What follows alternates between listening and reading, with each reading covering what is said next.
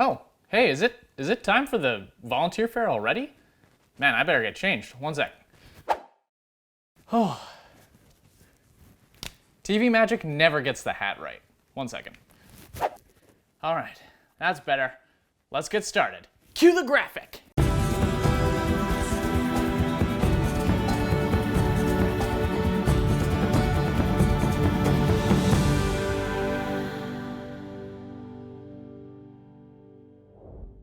Hello everyone, welcome to the Shaw Spotlight Volunteer Fair. As the font bar below me so conveniently points out, my name is Matt Lorenz and I will be your host today on this little adventure that we have for you. Now I know what you're thinking. How the heck are we supposed to create community content when there's a pandemic on and we can't even meet in person? Well, today the team and I are going to show you some opportunities that will let you guys keep creating the amazing community content that we all know and love. Alright, that's enough of me rambling. You guys have heard enough of me for now. We're going to go to our very first session. We've got so many great sessions today, but this first one is with my best friend and coworker, Willie Whiston, right here in Fort McMurray. He's talking about volunteer and access producer training virtually during the pandemic. So, sit back, relax, pants are optional, and enjoy. Thanks so much, Matt. I often tell people the best part of the job is encouraging and promoting local filmmakers. I love watching local shows and projects and getting to know the people in front of and behind the camera. It's so inspiring to see what people in my own community are already creating and help them go to the next level. I really miss the days when we were in the studio laughing together and working on projects, editing, all that good stuff, and I really hope those days will come back again soon. For the time being, though, we're here virtually to help you hone your craft and encourage you along the way however we can. We can schedule video calls one-on-one and go over any questions you might have, or even schedule a group training call for a group at a school or a nonprofit, for example. There's lots of things we can go over on these sort of virtual training chats. We're really happy to help you work on editing for your project, so we can train editing on a nonlinear editor like iMovie or Adobe Premiere Pro, or even a editor on your app, on your phone.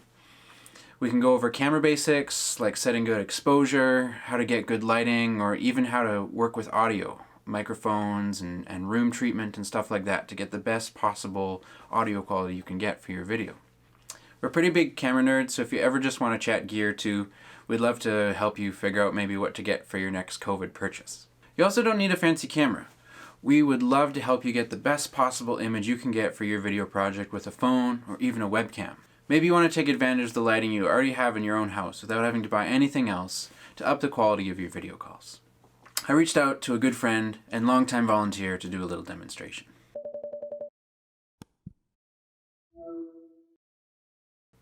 Hi, Cheeto.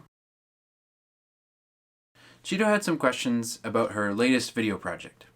We set up a virtual video call together to go over some questions and do some editing together. Hey Cheeto, how about you go ahead and share your screen and let's take a look at that project.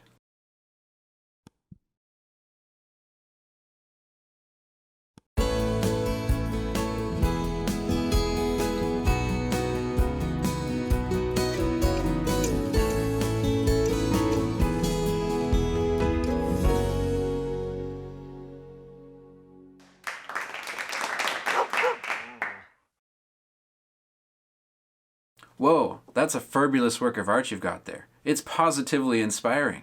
Cheeto also wanted to do some talking to camera pieces, and all she has right now is the webcam on her computer. We're going to take advantage of the lighting she already has in the house to get a nice, crisp, good, well-lit image. Cheeto, the first thing I'm noticing is that you're sitting right in front of a window, so your highlights in your image are getting all blown out. Let's try rotating you a bit and get that light on your face.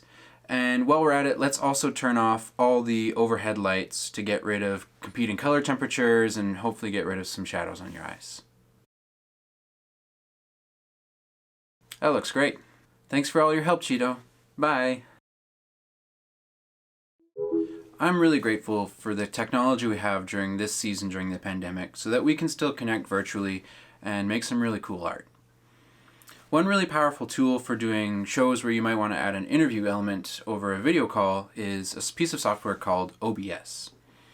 A lot of really talented access producers on Shaw Spotlight have been using this to do virtual shows, and they're really cool.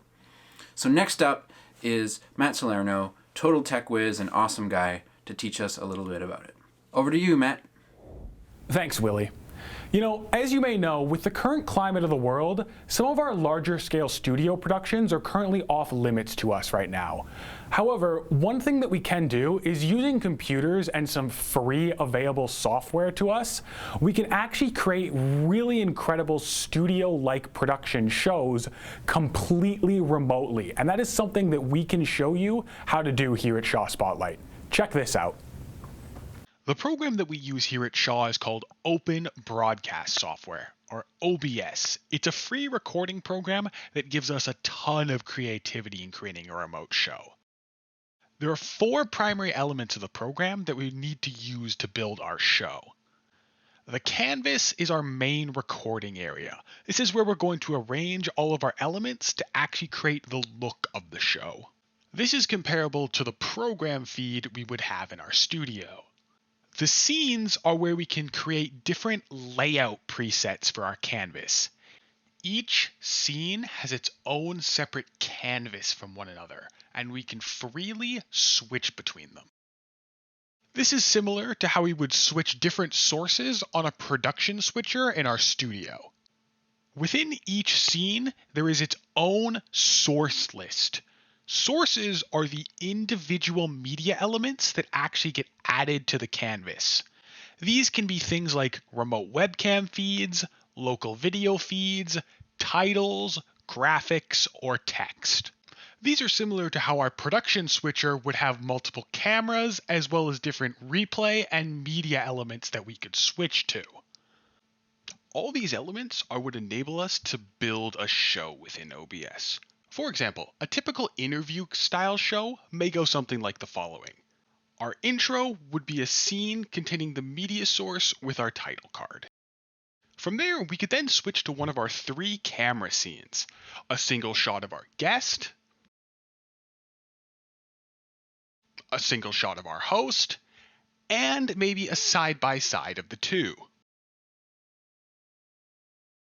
From there, we could then add additional media elements to our show as we see fit. As some examples, we could add a lower third or a name key to one of our guests. There are a ton of options here. Scenes can be freely switched between, as well as the individual sources within those scenes can be toggled on or off at will. It really gives you a ton of power in customizing the way you want a show to look. And that was just a quick look at how we can use OBS to produce a studio-style show completely remotely and safe from home. If you're looking for more information, including volunteer training opportunities, head on over to our website, shawspotlight.ca, and inquire with your local station about possible training sessions. And now, why don't we head over to Eric Steiner in Saskatoon, who's going to give us a rundown about lending out equipment. Well, thanks, Matt. It's really cool to see what you can pull off with a bit of technology and creativity. I'm Eric, a Shaw Spotlight producer in Saskatoon, Saskatchewan, currently working out of this blank void. We've already learned about some of the ways folks are adapting to producing video content safely during this time. While you can certainly do a lot in the virtual realm and with a bit of creativity, there are still many situations, of course, that warrant the use of professional production equipment. While our studio facilities remain closed, we are continuing to support our volunteer and access producers through our equipment loaning program. Our equipment loan process has changed a little bit to ensure everyone's health and safety. As always, we require that anyone taking out equipment first to have received training to use the gear. Since we can't really do in-person and hands-on training sessions at this time, we're happy to provide some training or a refresher over a video call with one of our producers or technicians. Please reach out to your local Shaw Spotlight team member with as much advance notice as possible to arrange a pickup and drop-off time. When contacting us, please detail the specific gear you'll need so we can make sure it's available and ready. We will go over all the local pickup and drop-off process with you in more detail at that time, but here's a quick general overview. When you arrive for your pickup appointment, please wait in your vehicle and give us a call. We'll re-ask a few screening questions and then we'll bring the gear out. Once we've stepped away, you can load up your equipment. At the drop-off time again, give us a call first to go over the screening questions, and then we'll let you know where to safely unload the equipment. Please keep an eye on the equipment from a distance until we've brought it all inside. Upon return, we will ensure that all the gear is properly cleaned and sanitized so it's ready for the next user. To help prevent any damage to sensitive equipment, please don't clean any electronic gear yourself, unless you've gone over that with us. Again, the first step is to reach out to your local Spotlight team to discuss the details of your project and make the necessary arrangements. Please keep in mind that most of us are still working primarily from our homes at this time, so being on time for any scheduled pickups or drop-offs is important. If you're already involved in producing your own content independently, we'd love to look at broadcasting it on our channel to bring it to a wider audience. Lots of folks have been getting creative over the past year, showing off their hobbies and talents, whether it be cooking or baking, crafts, mechanics, home repair, gardening, the list goes on. Others are exploring their interest in different topics or hosting their own interview segments or podcasts. If you've got something to share, please reach out to your local Spotlight team, and we'd be happy to walk you through the steps to potentially get it airing on your local Spotlight channel. We also have lots of information on our website under the Get Involved section, so please be sure to check that out for more specific details and all of our programming guidelines. Finally, one very important thing to note, please ensure that you're following all current local and provincial public health regulations at all times, both for anyone appearing on camera and working behind the scenes. In most jurisdictions, this includes physical distancing, use of masks where required, and abiding by any indoor or outdoor gathering restrictions. As the rules can change regularly, please check with your local public health authority frequently for the most current information. Please reach out if any clarification is needed for your situation. Now, let's head back over to Matt Lorenz to take us to the next presentation. Thanks, guys. There's so many different ways we can get involved and help you get your ideas off the ground, so make sure you give your Shaw Spotlight producers in your area a shout, call, text, tweet, whatever you need. Next up, we've got Lily from Penticton, BC. She's talking with Access producer Wayne McDougall about his productions and how they changed during the pandemic. Hi everyone, I'm Lily, and I'm thrilled to have Wayne McDougall with me. Wayne made a huge success in his series of experienced arts at Shaw Spotlight Penticton.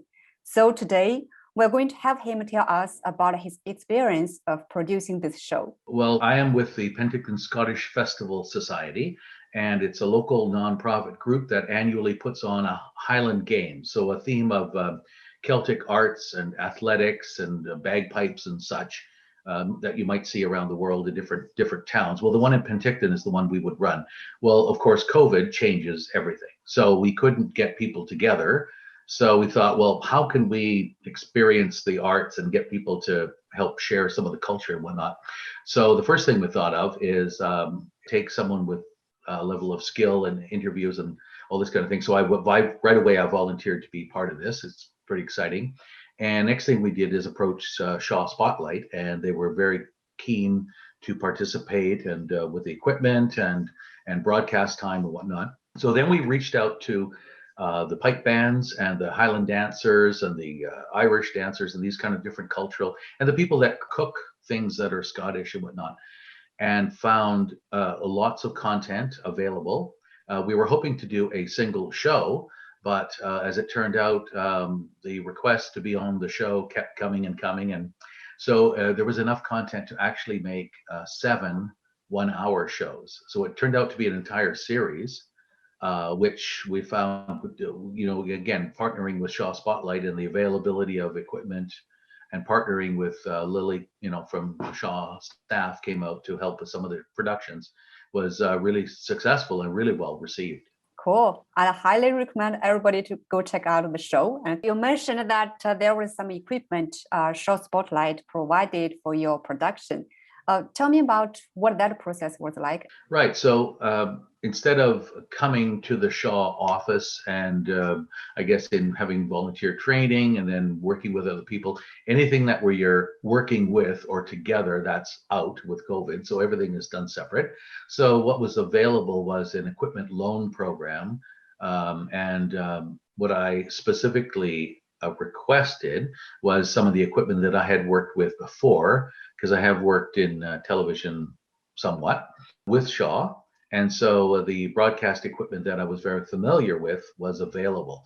So that would be the camera, lighting, tripod, microphones, and editing system.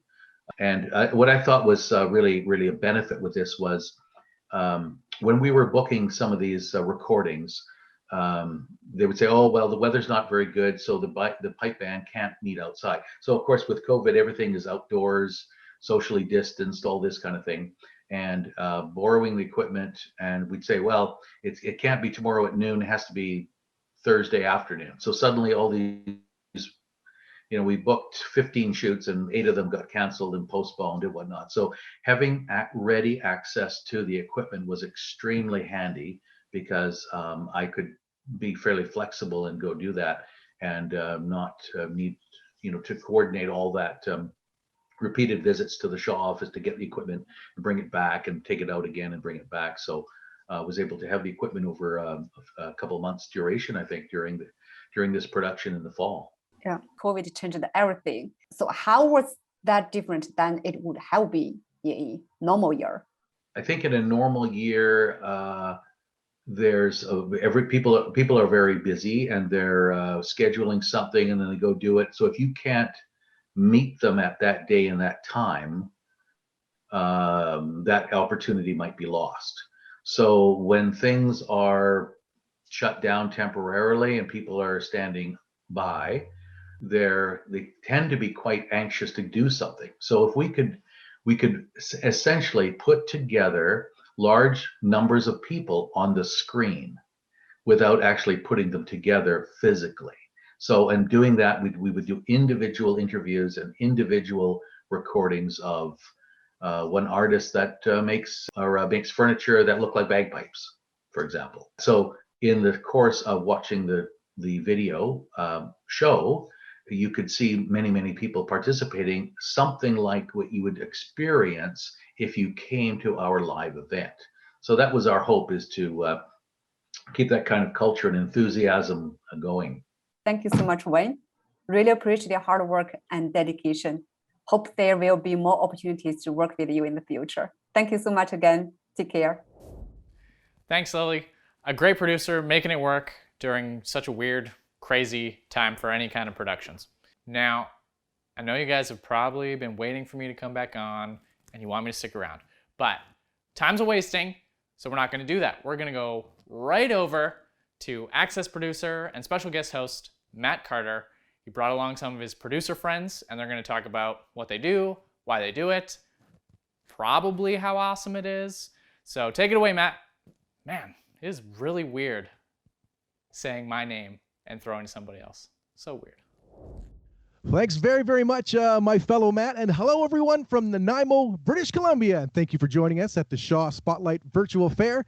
Myself, I've been a volunteer host with Shaw since 1864, and I have very fond memories of interviewing Father of Confederation Charles Tupper at Crazy Charles at my first Shaw Spotlight segment. And well, I've stuck around this long with Shaw for more than a century because I do love the opportunities that Shaw offers to contribute to community media. Because honestly, the Shaw Spotlight staff we work with here in Nanaimo are the best ambassadors a company could ever hope to have. And because I get to collaborate with wonderful volunteer access producers, such as the two virtual fair maidens I'm speaking with right now. So to chat more about their volunteer experiences with Shaw Spotlight, I'm very proud to welcome host and producer of Act 3, Kathy Holmes, and host and producer of Coast Connections, Elizabeth Hines. Hello to both of you. Hey. Hi, Matt. Hello. Hey, Matt. Good Great to to see chat. you. Nice to meet you again. Well, you know what? We met, of course, as volunteer hosts of the show on Shaw, which is an hour-long studio production that has given all three of us the ability to conduct interviews, direct, learn how to use cameras, all that sort of thing. But let's get back to the essence of volunteering. So, Kathy, let's start with you. What inspired you to first volunteer with Shaw Spotlight? Well, you know, Matt, at the end of the day, I was working all the time and I wasn't having any fun. It was always work. And I kind of wanted to go back to my roots, to when I was quite a bit younger. And I'd spent a lot of time in theater, and I just wasn't prepared to do the theater thing. I felt like I'd done that for a while, and I really had enjoyed my experiences as a young gal in television. And so I thought, hey, what the heck? Why not give it a go and see whether or not there's something to offer? And so I met Melissa, who's no longer with Shaw, but she was my gateway, and said, well, why don't you come and check out the show? And I said, check out the show, what's that? because I didn't even know what that was at that point. And we're talking about 5 years ago now. And so she gave me a great introduction to it. I came and shadowed for a little while, and I was absolutely hooked.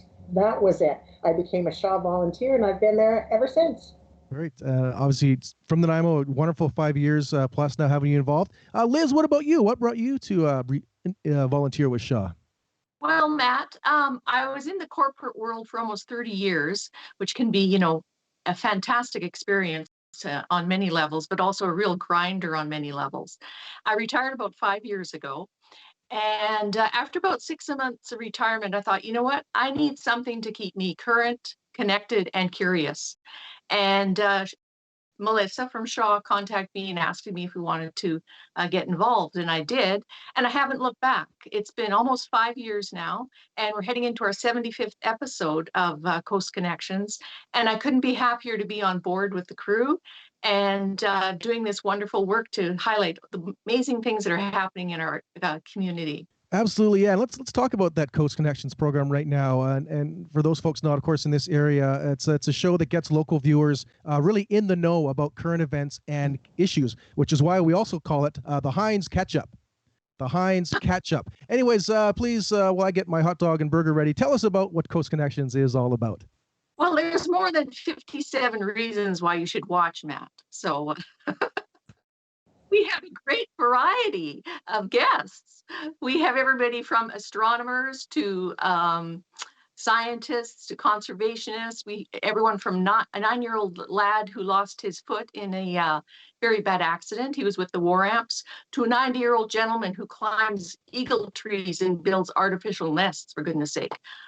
So we have a wide variety.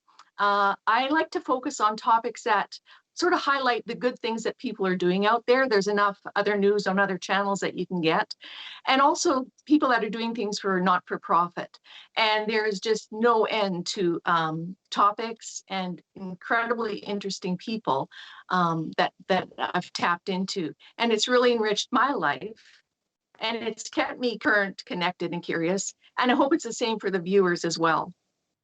No, I can absolutely say it is. As you mentioned, it shines a wonderful light on amazing happenings, amazing personalities in this region. And of course, similar things happening across the country. And it's always great to have shows that can highlight folks like that.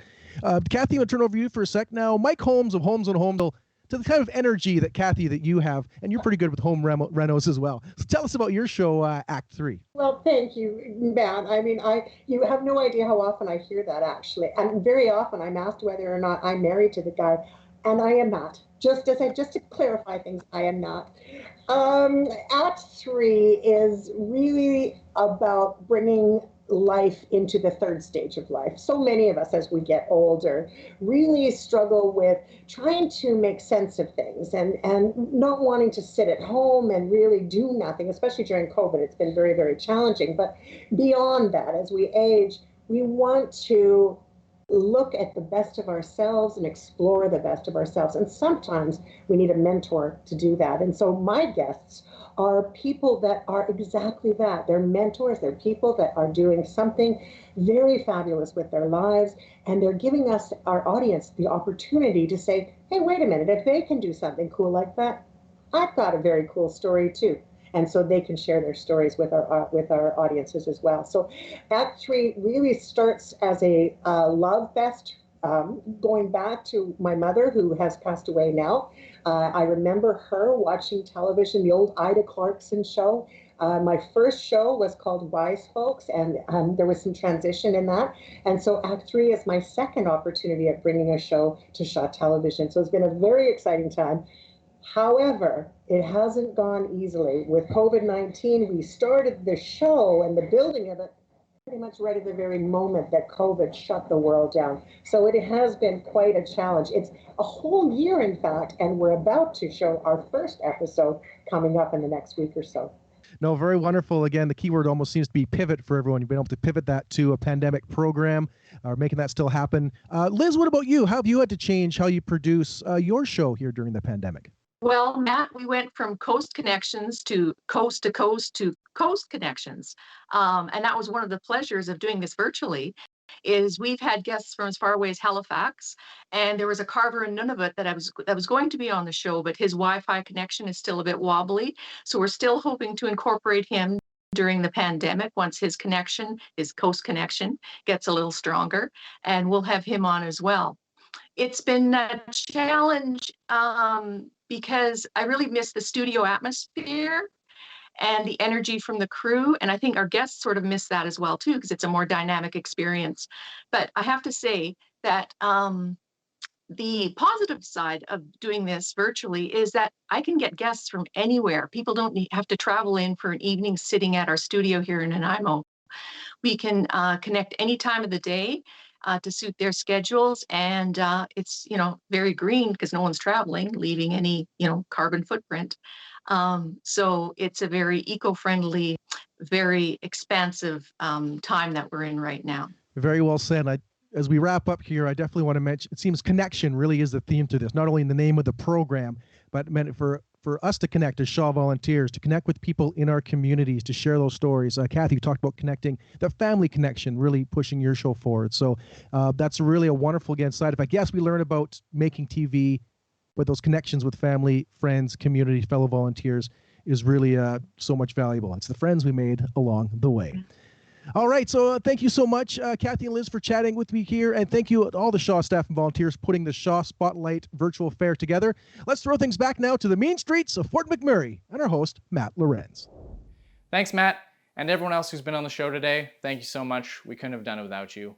But that's the end of the volunteer fair. That's it. That's all. Sayonara. Adios. But it doesn't have to be the end of the conversation for you. If you go to our website, shawspotlight.ca, and you go to the conveniently titled Get Involved section, you'll find all the documentation you need to get started with your own ideas and your own shows and your own content right here with us on Shaw Spotlight. Guys, thank you again so much for joining us. I'm Matt Lorenz. We'll see you again real soon. How do you get in this thing? Oh, there we go. Whew. That's a wrap, everybody. Good job.